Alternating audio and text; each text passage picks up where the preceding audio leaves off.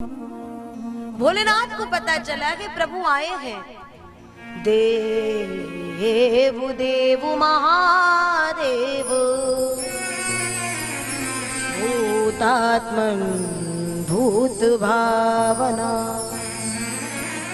नमामिषमीशान निर्वाण रूपम विभु व्यापकं ब्रह्म वेद स्वरूपम निजं निर्गुणा निर्विकल्पं निरीहं चिदाकाशमाकाश वासं भजे।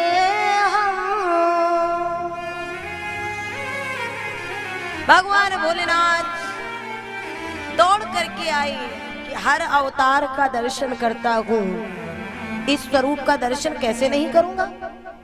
तो थोड़ा सा वेश बदल दिए।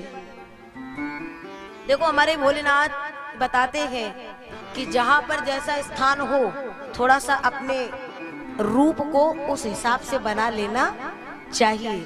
भोलेनाथ को लगा अगर मैं वास्तविक रूप में पहुंचूंगा तो ये सांप बिच्छू दुनिया भर के जितने भी हमारे चेले चपाटी हैं इनसे सब डर जाएंगे, इसलिए थोड़ा सा रूप बदलते हैं। मिलके जयकार लगाएं, बोलिए शंकर भगवान की जय।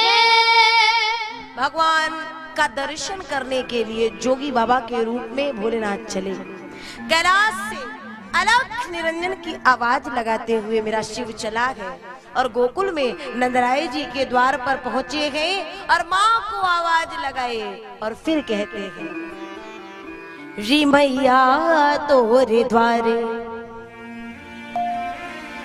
भगवान भोलेनाथ पहुंचे, माँ आई, बहुत दूर कैलाश से आ रहे हैं, भजन कर रहे थे, सुना आपके यहाँ लाला हुआ है तो मन में विचार आया कुछ आशीष हम भी दे आए।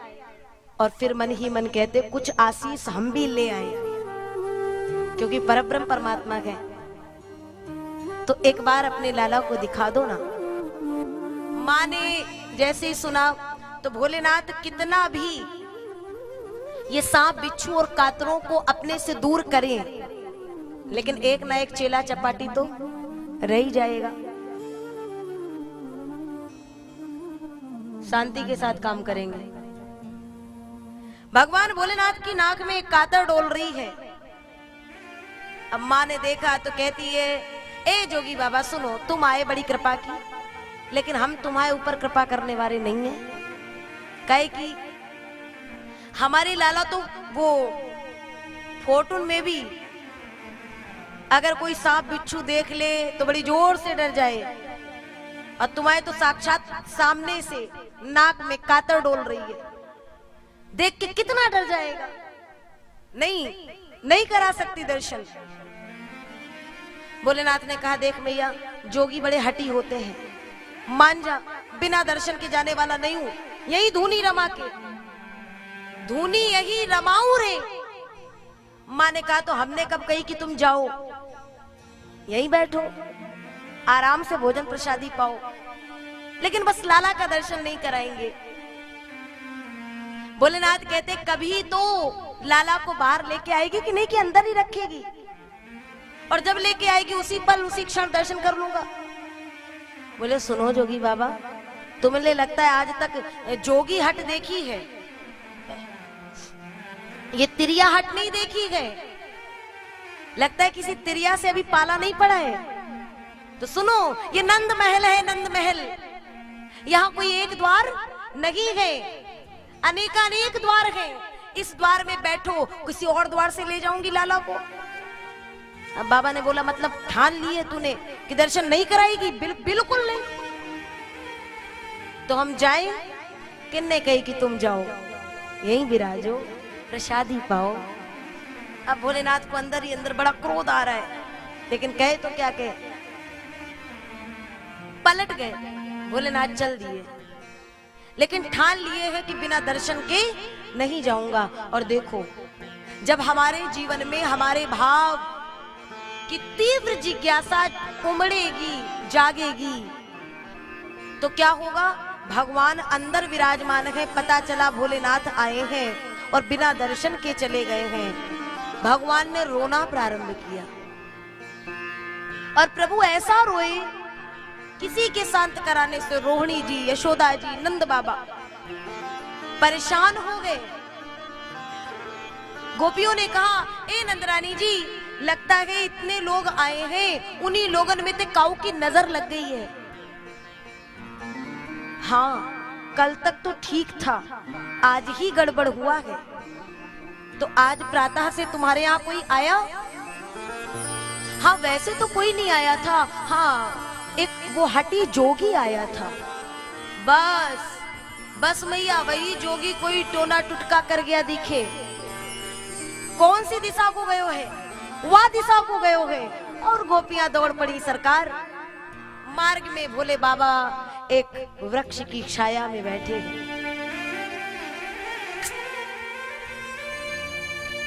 गोपियां पहुंची, ए जोगी बाबा चलो। कहा, नंद महल की ओर चल रे जोगी, नंद महल को यशोदा माँ तोए बुलाए।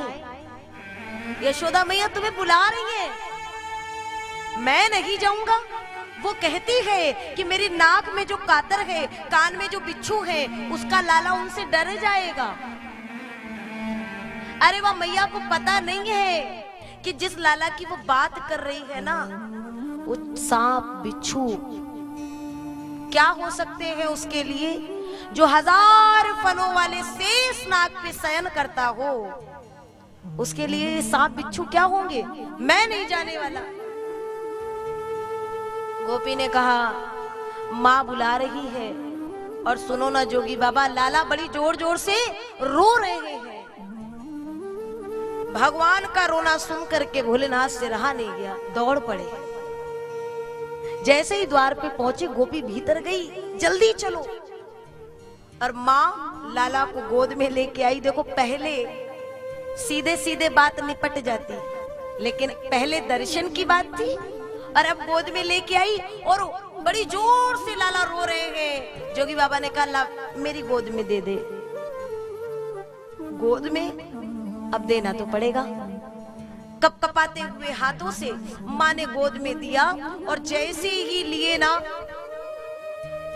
गोद में जाते ही तो मेरा सावल सरकार खिलखिला करके हंस दिया।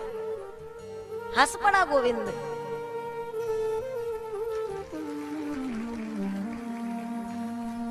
हम भगवान के लिए रोएं, ये कोई बड़ी बात नहीं है, क्योंकि हमारे रोने में भी कोई ना कोई स्वार्थ छिपा होगा। प्रभु ये चाहिए, प्रभु ये कर दो, प्रभु वो कर दो। भक्ति तो तब सार्थक है जब भगवान किसी भक्त के लिए रो पड़े, रो के भगवान उस भक्त को खोजे। माँ ने जैसे ही देखा, लाओ लाओ जोगी बाबा मुझे दे दो, अब लाला मेरा ठीक है। और जैसे ही लाओ लाओ किया और गोद में लिया, तो वैसे ही लाला पूर्ववत बड़ी जोर जोर से पुनः रोने लगे। फिर जोगी बाबा को दिया, हंसने लगे। ए जोगी, तू तो बहुत बड़ा जादूगर दिखे। मेरा लाला मेरी गोद में आता है तो रोता है। माँ की गोद में लाला पहुंचे, कहीं से भी तो हंसेगा, लेकिन कौन सा टुटका किया है जो मेरी गोद में आता है तो रोता है और तेरी गोद में आता है तो हंसता है। बाबा ने कहा, तो क्या चाहती हो? बोले, हम इतना ही चाहते हैं कि हमारे लाला कभी रोए ना। तो सुनो मैया, अपने महल में, नंद महल में मेरे नाम का एक मंदिर बनवा दो, और ऐसे स्थान पे मंदिर बनवाओ कि जहां लाला कोई स्नान जब कराओ तो वो स्नान वाला जल मेरे ऊपर से होते हुए गुजरे। माँ ने इस बात को स्वीकार कर लिया तो तेरा लाला कभी रोएगा नहीं।